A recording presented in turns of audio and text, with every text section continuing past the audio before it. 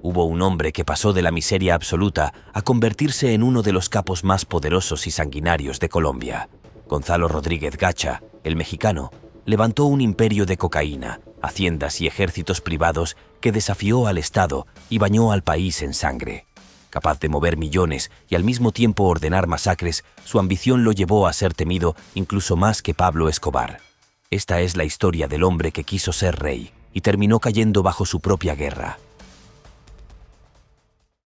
Gonzalo Rodríguez Gacha nació el 14 de mayo de 1947 en el municipio de Pacho, Cundinamarca, una zona rural a unas 2 horas de Bogotá, conocida en ese entonces por sus fincas ganaderas y por ser un pueblo tradicionalmente conservador y profundamente católico. Creció en una familia campesina humilde, sin lujos y con grandes carencias económicas. Su padre, de nombre poco documentado en la mayoría de registros, trabajaba como jornalero y pequeño agricultor, mientras que su madre se dedicaba a las labores del hogar y a criar a los hijos, intentando mantener la disciplina en medio de la escasez. El ambiente en el que creció era duro. Caminos de tierra, casas de tapia pisada, una economía de trueque y familias enteras que sobrevivían con lo justo. En los días de mercado en Pacho, Gonzalo observaba a los ganaderos adinerados llegar montados en sus caballos, con botas brillantes y relojes llamativos, contrastando con la pobreza de los campesinos. Desde pequeño, esa imagen de desigualdad sembró en él una inconformidad que pronto se convirtió en ambición desmedida. Abandonó la escuela muy temprano. Algunos relatos aseguran que ni siquiera alcanzó a terminar la primaria, lo que lo empujó aún más a la vida en la calle, donde aprendió a sobrevivir a punta de astucia, violencia y pequeños negocios al margen de la ley. En su infancia ya mostraba un carácter explosivo. Quienes lo conocieron recuerdan a un muchacho solitario, con un temperamento que inspiraba temor incluso en otros niños. Era de esos que no dudaba en pelear por una ofensa mínima y que siempre buscaba imponerse en el grupo. Mientras la mayoría de campesinos de la región soñaban con un pedazo de tierra para trabajar, Gonzalo aspiraba a más: poder, respeto y riqueza. No soportaba la idea de seguir el destino de su padre como jornalero, ni mucho menos aceptar el papel de campesino resignado. Su personalidad rebelde lo llevó a buscar referentes distintos y los encontró en la cultura mexicana. En Pacho comenzó a ser conocido como el Mexicano, apodo que lo acompañaría hasta la muerte, por su fascinación con las películas de rancheras, los sombreros de ala ancha, los corridos y la figura del charro bravucón y armado. Esa estética se convirtió en parte de su identidad y en la imagen que proyectaría incluso en sus años como capo del narcotráfico. Su niñez también estuvo marcada por la violencia que atravesaba el país. Colombia aún vivía con las secuelas y ese periodo sangriento entre liberales y conservadores que dejó miles de muertos en los campos. En Pacho, como en otros pueblos de Cundinamarca, se respiraba un ambiente de desconfianza, venganzas familiares y miedo a ser víctima de represalias políticas. Esa realidad dejó una huella profunda en Gonzalo. Desde muy temprano entendió que la vida en Colombia valía poco y que quien tenía un arma en la mano podía imponer respeto. Se cuentan anécdotas de su juventud que ya dejaban entrever su camino. Una de ellas habla de cómo en plena adolescencia robaba gallinas o reses y las revendía en mercados cercanos, no por hambre, sino por negocio. Otra, más simbólica, relata que con apenas unos 13 o 14 años llegó a presentarse en las fiestas del pueblo con sombrero mexicano y botas de charro, imitando a sus ídolos de las películas, buscando ya la mirada de respeto y temor de los demás.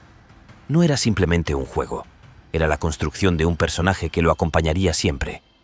Esa mezcla de pobreza, rebeldía, admiración por la cultura mexicana y la violencia política del entorno fueron los ingredientes que moldearon a Gonzalo Rodríguez Gacha, el muchacho campesino que años más tarde se convertiría en uno de los capos más temidos, sanguinarios y excéntricos del cartel de Medellín. En su juventud, Gacha no solo se dedicó a pequeños robos en el campo. Muy pronto descubrió que el verdadero dinero estaba en el contrabando.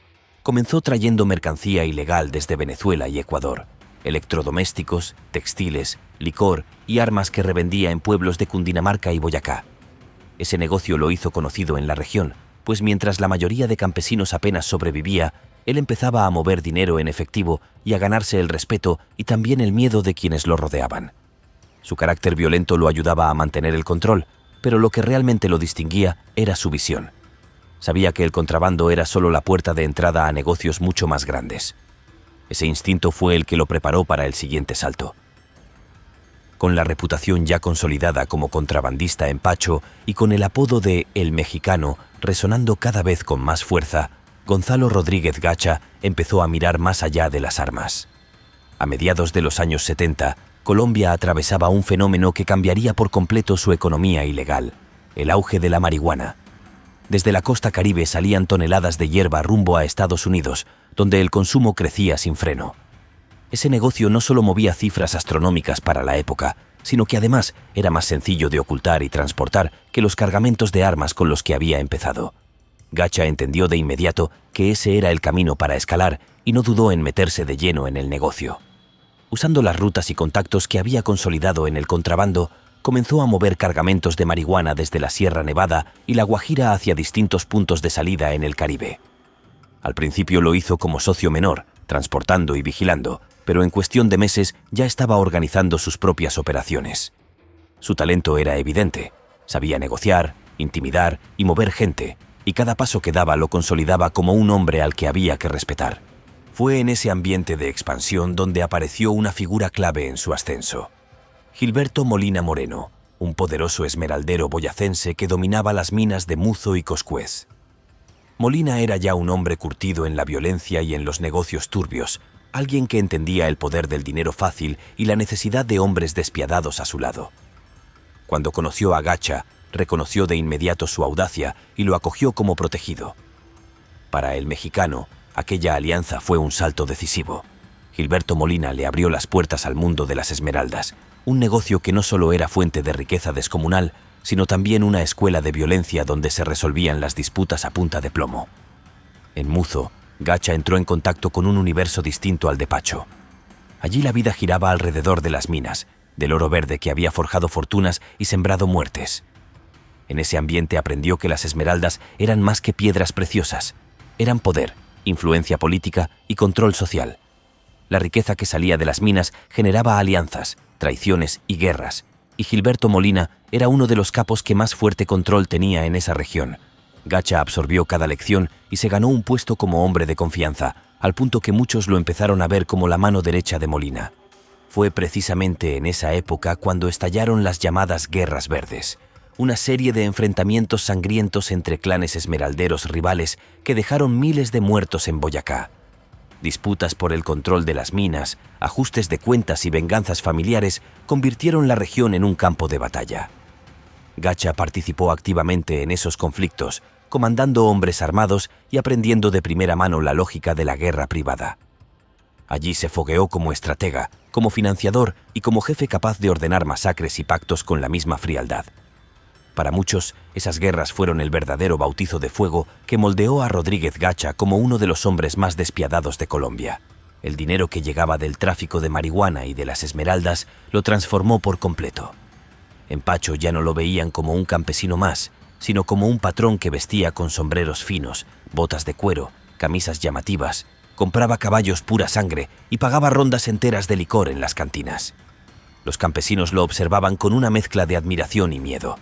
Era el ejemplo vivo de que alguien podía escapar de la pobreza a punta de negocios ilegales, pero también un hombre al que nadie quería tener como enemigo.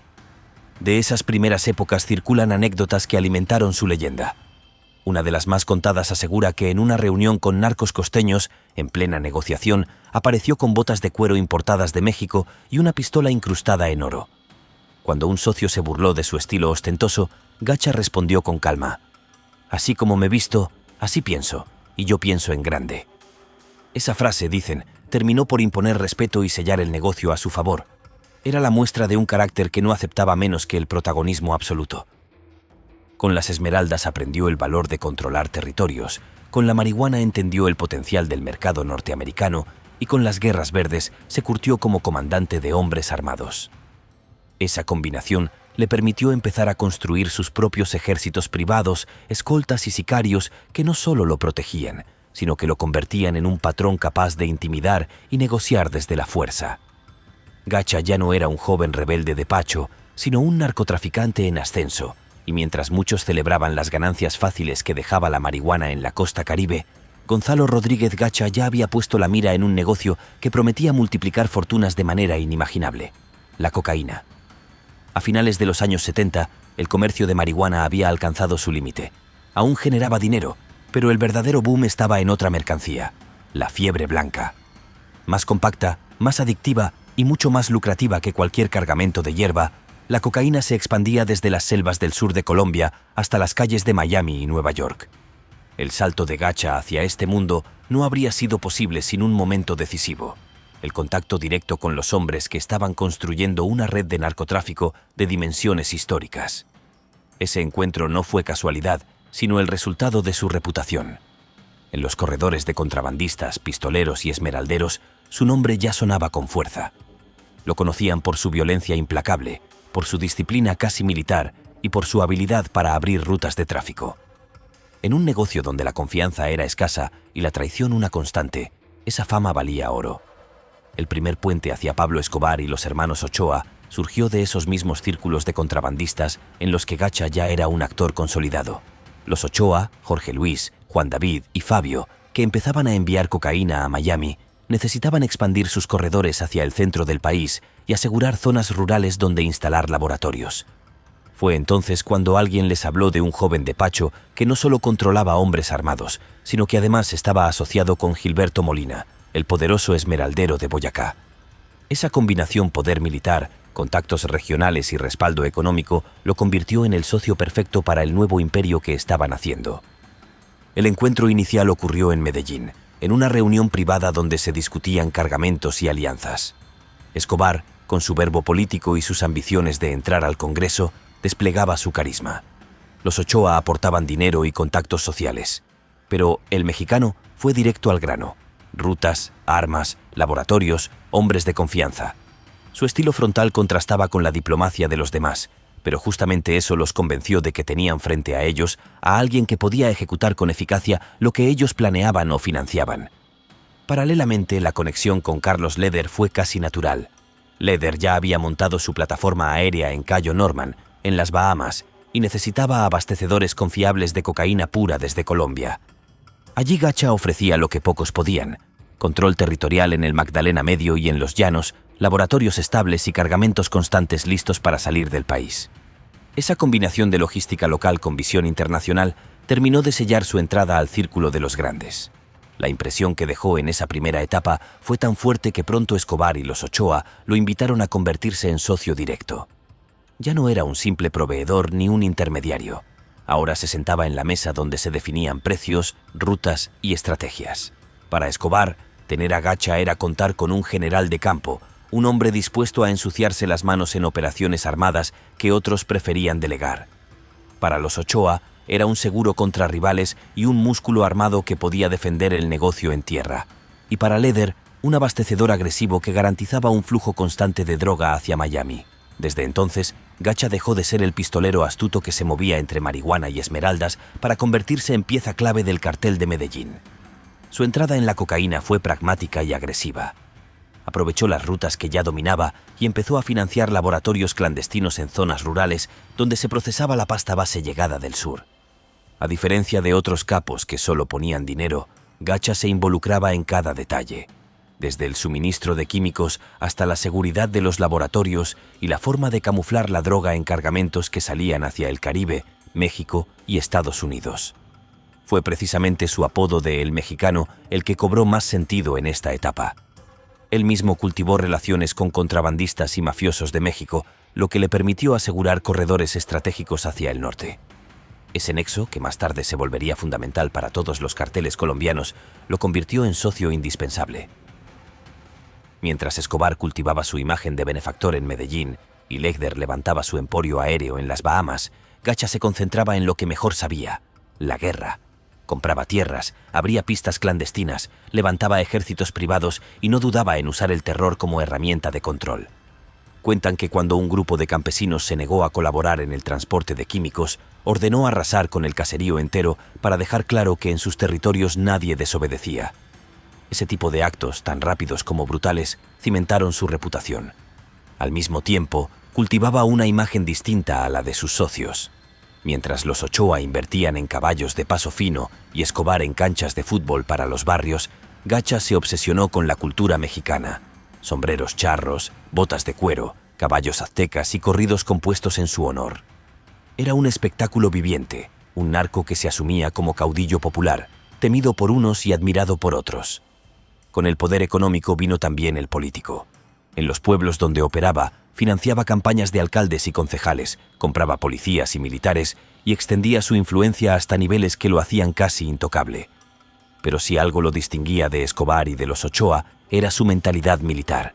Mientras sus socios soñaban con cargos públicos y respetabilidad social, Gacha prefería invertir en fusiles y hombres. Esa visión lo convirtió en uno de los principales financistas de los grupos paramilitares que surgieron en los 80, moldeando una maquinaria de guerra que cambiaría la historia de la violencia en Colombia. La cocaína lo había catapultado a la cima. Cada cargamento enviado a Estados Unidos le dejaba millones, cada finca comprada era símbolo de poder y cada muerte ordenada reforzaba su imagen de patrón indomable. Para entonces, Gonzalo Rodríguez Gacha ya no era simplemente el mexicano. Era uno de los narcotraficantes más poderosos y temidos del planeta. A comienzos de la década de 1980, no era simplemente un socio del cartel de Medellín. Se había convertido en el brazo militar principal de la organización. Mientras Pablo Escobar jugaba el papel de político y figura visible, el mexicano era quien ejecutaba la guerra en el terreno. Su capacidad para mover hombres, armas y dinero lo transformó en el estratega de las ofensivas más sangrientas. Era él quien coordinaba los asesinatos selectivos, las represalias contra la fuerza pública y el disciplinamiento interno del cartel. Gacha entendió que la violencia no solo servía para defender el negocio, sino también para expandirlo, y bajo su mando el cartel de Medellín se convirtió en un ejército privado con alcance nacional. En 1981, ese poder bélico encontró un nuevo cauce cuando el secuestro de Martha Nieves Ochoa por parte del M-19 llevó a la creación del grupo Muerte a Secuestradores. Lo que en principio fue un frente de presión para lograr su liberación, pronto se transformó en una maquinaria clandestina de exterminio. Rodríguez Gacha fue uno de sus principales impulsores. Puso dinero, armas y hombres al servicio de la causa y encontró allí la justificación perfecta para iniciar una guerra abierta contra la guerrilla. El MAS no solo castigó a los insurgentes, sino que extendió su terror hacia cualquier persona señalada de colaborar con ellos, marcando un precedente directo en el nacimiento del paramilitarismo en Colombia. Al mismo tiempo, Gacha empezó a financiar y organizar grupos armados en el Magdalena Medio, presentados como supuestas autodefensas contra la guerrilla. Para él, las FARC y el ELN no eran solo enemigos ideológicos, sino una amenaza directa a sus rutas, laboratorios y tierras. No toleraba que nadie le pusiera condiciones. Cuando la guerrilla comenzó a cobrar impuestos en zonas cocaleras, decidió que la única salida era exterminarlos a sangre y fuego. Con su dinero se armaron escuadrones que serían la semilla de los grupos paramilitares más temidos de Colombia. Estos no solo enfrentaron a la insurgencia, sino que también actuaron como fuerzas de limpieza social, sembrando terror entre campesinos acusados de colaborar con la guerrilla. Bajo su lógica de guerra se formaron verdaderos ejércitos privados, hombres financiados, armados y entrenados por él, capaces de arrasar pueblos enteros con el pretexto de combatir a la subversión. Rodríguez Gacha no solo aportó dinero, entregó armas de última generación, construyó pistas de aterrizaje para recibir cargamentos y estableció alianzas con militares corruptos que miraban hacia otro lado mientras sus hombres ejecutaban masacres. Sin proponérselo del todo, estaba abonando el terreno para el narcoparamilitarismo que marcaría la historia de Colombia durante décadas. Su rol fue tan decisivo que su nombre quedó registrado como uno de los fundadores de esa guerra sucia que, en los años siguientes, desangraría al país. En paralelo, su poder económico crecía a un ritmo vertiginoso. Durante estos años, Gacha invirtió fortunas en la compra masiva de tierras, haciendas y pistas clandestinas. Convirtió regiones enteras en su territorio personal, donde construía pistas de aterrizaje para recibir aviones cargados de cocaína y propiedades que funcionaban como centros de operaciones. La tierra no solo era una inversión, también era un símbolo de dominio. Donde compraba, mandaba. Y mientras Escobar construía zoológicos y urbanizaciones, Gacha prefería el campo abierto, las fincas y la ganadería, aunque todas estaban atravesadas por la infraestructura del narcotráfico. En 1983, el periodista Germán Caicedo lo entrevistó para El Espectador. Allí, Rodríguez Gacha intentó proyectar la imagen de un hombre de campo exitoso, desligado del mundo criminal. Con tono calmado, aseguró ser un hombre que empezó de abajo y solo quiere dedicarse a la ganadería, mencionando que lo que tenía fue obtenido con esfuerzo y honradamente.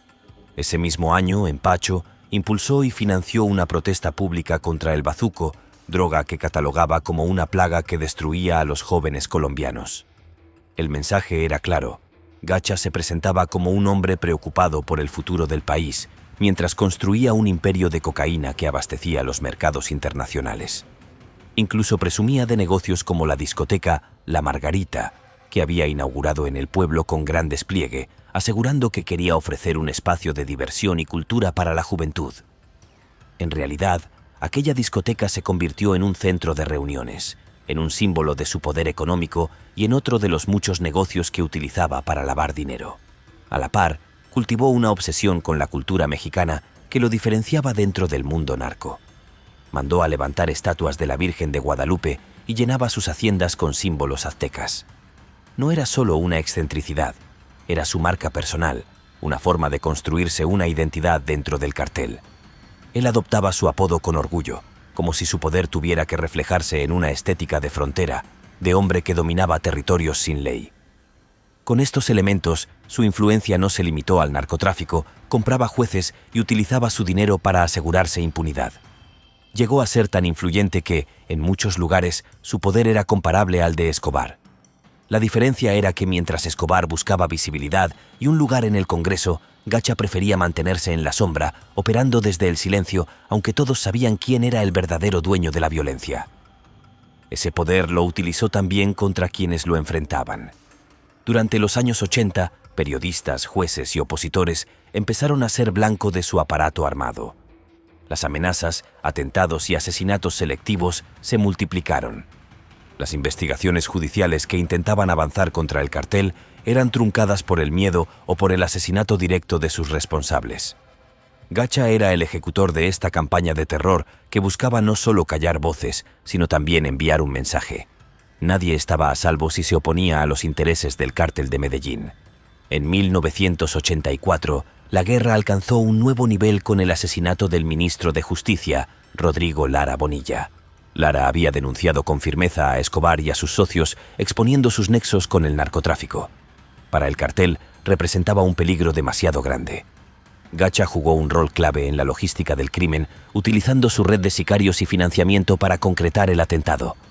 La muerte de Lara marcó un antes y un después. Puso al cartel en guerra abierta contra el Estado, aceleró los tratados de extradición con Estados Unidos y desató una persecución que ya no tenía vuelta atrás. A partir de entonces, Gacha fortaleció aún más su aparato armado. No se trataba solo de sicarios urbanos, eran verdaderos ejércitos privados que usaba para imponer control, ejecutar venganzas y enfrentar tanto a las guerrillas como a enemigos del negocio. El mexicano estaba convencido de que la única forma de sostener el poder era mediante la violencia extrema, y no dudaba en ordenar atentados que afectaban a políticos, periodistas y civiles siempre que sirvieran para enviar un mensaje de fuerza. En estos mismos años se consolidó su participación en la guerra contra la extradición. Gacha fue uno de los más firmes opositores a que los capos terminaran en cárceles de Estados Unidos. Para él, la extradición era una condena de muerte y estaba dispuesto a hacer lo que fuera necesario para impedirla. En alianza con Escobar, financió atentados, asesinatos de jueces y campañas de intimidación contra el Estado. La consigna era clara: preferimos una tumba en Colombia a una celda en Estados Unidos. Y en esa batalla, Gacha se convirtió en uno de los generales más violentos. Así, Rodríguez Gacha se convirtió en uno de sus pilares más poderosos para el cartel de Medellín. Era el hombre de las armas, de las tierras y de la guerra sucia. Su nombre ya no estaba solo asociado a la cocaína, sino también al terror, al paramilitarismo y a la expansión de un imperio que parecía no tener límites.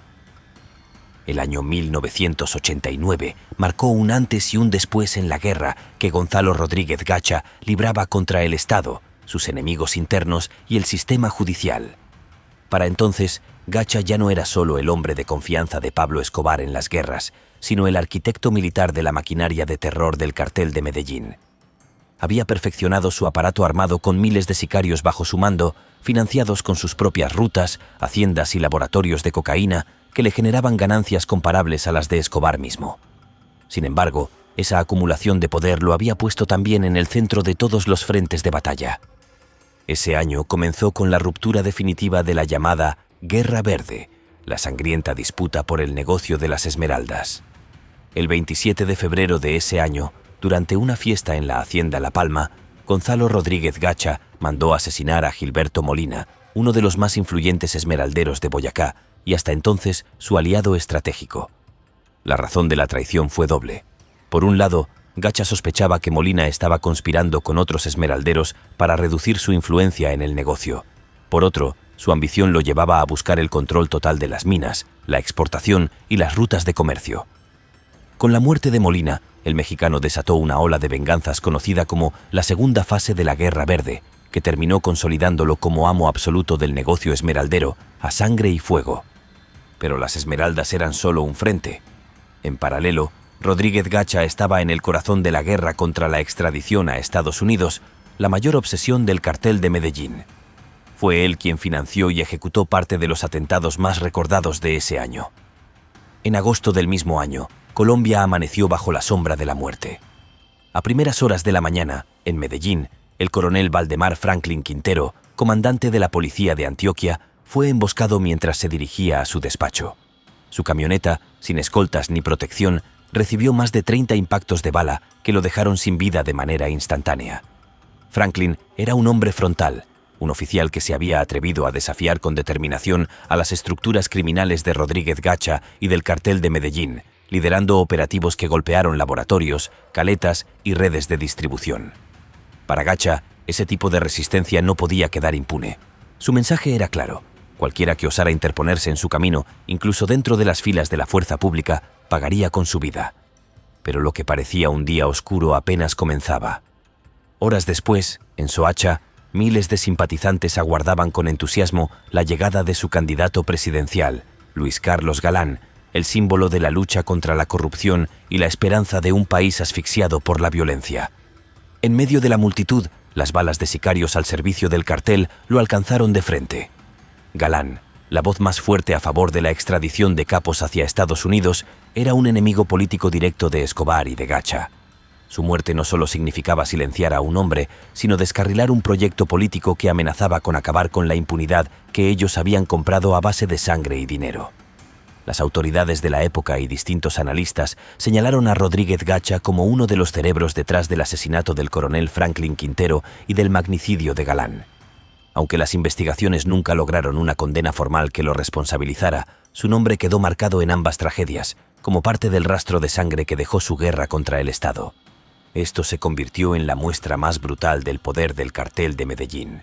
En un solo día, golpearon de manera directa a las Fuerzas Armadas y a la política nacional. Fue la culminación de una escalada de violencia que demostró que podían desafiar abiertamente al Estado en todos los frentes. La política, la justicia, la prensa y la fuerza pública eran objetivos legítimos para Gacha. Y si alguien pensaba que esos golpes iban a detenerse, se equivocaba. Ese día quedó marcado como el inicio del año más sangriento en la historia del narcotráfico en Colombia. El 27 de noviembre de 1989 ocurrió uno de los episodios más atroces de esa guerra: la explosión del vuelo 203 de Avianca, un avión que había partido de Bogotá rumbo a Cali y que estalló en pleno vuelo tras la colocación de una bomba. El ataque, cuyo objetivo era eliminar al candidato César Gaviria, que al final no tomó ese vuelo, dejó 110 muertos inocentes. Rodríguez Gacha, junto a Escobar y sus sicarios, estuvo vinculado directamente en la planificación y ejecución de este atentado, que mostró hasta qué punto estaba dispuesto a llegar el cartel para frenar la extradición. El 6 de diciembre de ese mismo año, otro atentado estremeció a Colombia: la bomba contra la sede del DAS en Bogotá, que dejó más de 60 muertos y cientos de heridos. Si bien Escobar fue señalado como el cerebro, Rodríguez Gacha jugó un papel clave en la provisión de explosivos y en la logística, gracias a sus redes paramilitares y a sus contactos en el Magdalena Medio. En 1989 fue, en esencia, el año en que el mexicano mostró la dimensión total de su poder armado y económico. No solo había consolidado un ejército privado capaz de rivalizar con las fuerzas del Estado, sino que había extendido su influencia a la política y los negocios legales, comprando haciendas, bancos y hasta equipos de fútbol. Su obsesión con la cultura mexicana, los sombreros, los caballos, la música de mariachis ya era parte de su marca personal y un símbolo de ostentación en cada fiesta y aparición pública. Pero detrás de esa fachada folclórica se ocultaba un hombre que había convertido a Colombia en un campo de guerra, donde las bombas y los asesinatos se habían vuelto parte de la cotidianidad. Sin embargo, ese mismo despliegue de poder fue lo que lo convirtió en objetivo prioritario del gobierno. Tras la muerte de Galán, el presidente Virgilio Barco declaró la guerra frontal contra el cartel de Medellín, y Gacha fue puesto en la lista de los hombres más buscados del país, incluso por encima de Escobar en algunos momentos. Tras el asesinato de Galán y la ofensiva de Escobar contra el Estado, el gobierno colombiano, con el respaldo decidido de Estados Unidos, puso en marcha una cacería sin precedentes. Helicópteros artillados, comandos especiales entrenados por asesores norteamericanos y sistemas de inteligencia mucho más sofisticados comenzaron a rastrear cada movimiento de los capos. Gacha, que durante años había movido sus fichas desde el Magdalena Medio y la costa Caribe, vio cómo sus fortines paramilitares eran golpeados uno a uno. Varios de sus lugartenientes cayeron, y cada allanamiento dejaba al descubierto no solo su fortuna descomunal, sino también la maquinaria militar con la que había sembrado el terror en pueblos enteros. El cerco se fue cerrando también gracias a la traición. Aliados que alguna vez lo protegieron empezaron a entregar información a cambio de beneficios, y hasta dentro del propio cartel de Medellín había quienes lo consideraban un lastre. La presión era insoportable y Gacha llegó a ser considerado objetivo prioritario. El 15 de diciembre de 1989 se desarrolló el capítulo final. Rodríguez Gacha había llegado a Tolú, Sucre, acompañado de su hijo Freddy, de apenas 17 años, y un grupo de unos 15 hombres de confianza. La finca en la que se escondía era para él un refugio, un lugar de descanso donde creía estar fuera del alcance del Estado. Lo que ignoraba era que la inteligencia ya lo había ubicado gracias a un trabajo minucioso que combinaba delaciones y rastreo tecnológico. Ese día, fuerzas combinadas de la policía y el ejército lanzaron un operativo de gran escala. Helicópteros artillados sobrevolaron la zona, mientras tropas de tierra se desplegaron para sellar cualquier vía de escape. Al notar la presencia de los uniformados, Gacha intentó huir junto a sus escoltas en una caravana de camionetas. Aquí empiezan las versiones encontradas. Algunos aseguran que fue perseguido durante varios kilómetros por tierra, en una especie de cacería en carretera.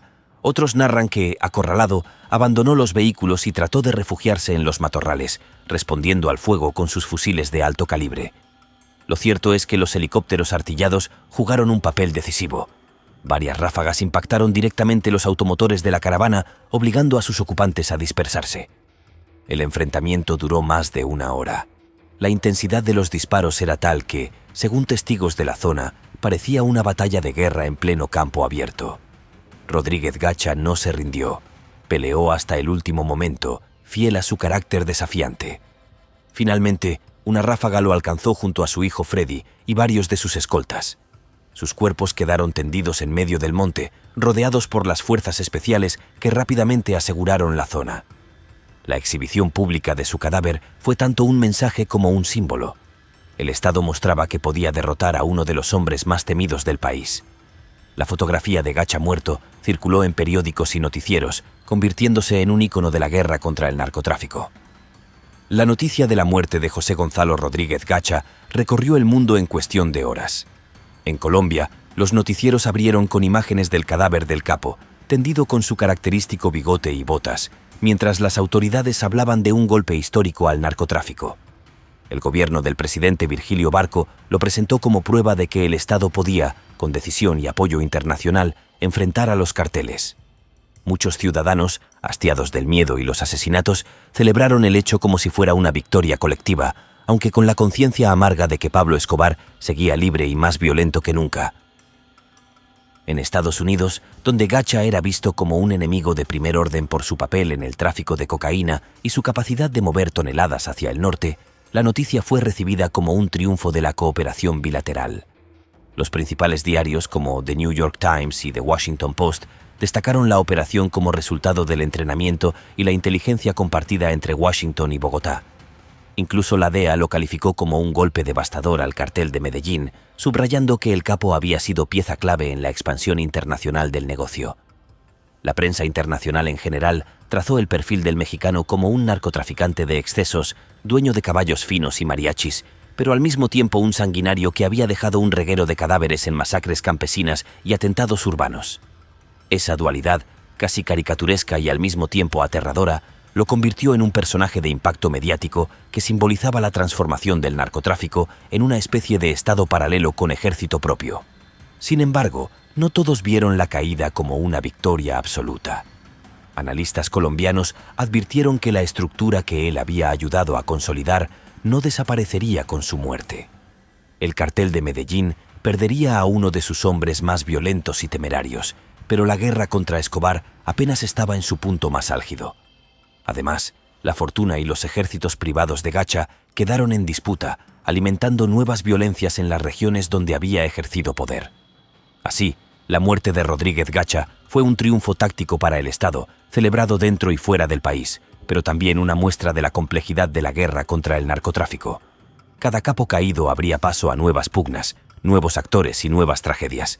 Para muchos, esa imagen del mexicano abatido no representaba el fin de una era, sino apenas un recordatorio de que la batalla apenas comenzaba. Tras la caída de José Gonzalo Rodríguez Gacha, el vacío que dejó fue tan grande como el poder que había acumulado. Sus haciendas, fincas y lujosas propiedades se convirtieron en botín de guerra y en foco de investigaciones judiciales. Muchas fueron ocupadas por el Estado, otras pasaron a manos de testaferros y algunas terminaron en disputa entre paramilitares y bandas emergentes que buscaban apropiarse de lo que había quedado del imperio del mexicano. Las caletas con dinero en efectivo, oro y joyas se volvieron leyenda. Se hablaba de millones de dólares enterrados en los llanos, en el Magdalena Medio y en la costa, aunque pocas de esas fortunas fueron halladas oficialmente. Su familia, por otra parte, vivió un destino marcado por la tragedia. Su hijo Freddy, quien había heredado parte de su confianza y había acompañado a su padre hasta el final, murió con él en el operativo de Tolú. Otros familiares intentaron rehacer sus vidas bajo la sombra del estigma, mientras que las autoridades perseguían cualquier rastro de herencia que pudiera provenir del narcotráfico. En el mundo criminal, la muerte de Gacha alteró profundamente los equilibrios. El cartel de Medellín perdió a su socio más agresivo y violento, el hombre que había financiado ejércitos privados y sembrado el terror en regiones enteras con masacres campesinas. Esa ausencia debilitó a Pablo Escobar, que ya enfrentaba la presión creciente del bloque de búsqueda y de los carteles rivales, especialmente el de Cali. Sin embargo, también liberó a muchos de los paramilitares que Gacha había armado y entrenado. Sin un patrón claro, muchos de esos hombres terminaron integrándose a nuevas estructuras armadas que años más tarde serían la semilla de organizaciones paramilitares más grandes, como las Autodefensas Unidas de Colombia. La figura de Rodríguez Gacha se transformó con el tiempo en un símbolo contradictorio.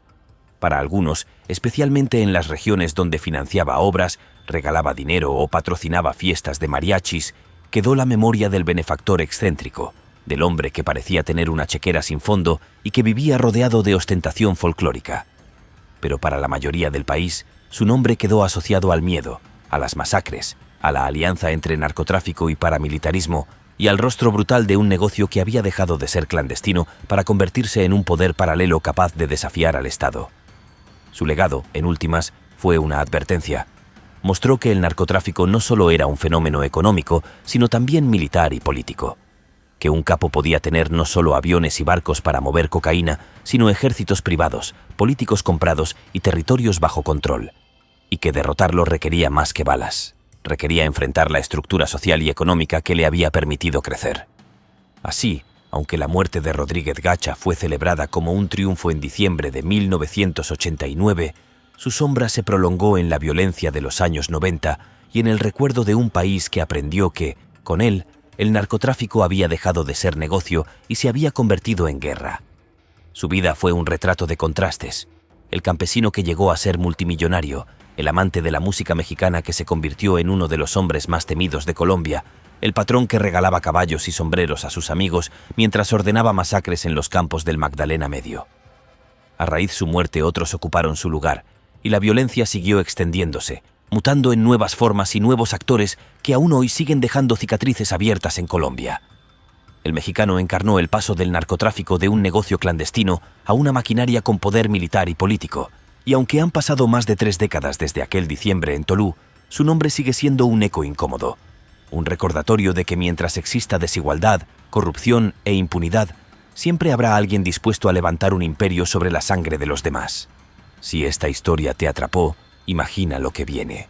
Suscríbete ahora mismo y activa la campanita para no perderte la próxima entrega. Y si quieres apoyar este canal, déjame tu like y cuéntame en los comentarios qué opinas. Nos vemos en el siguiente capítulo.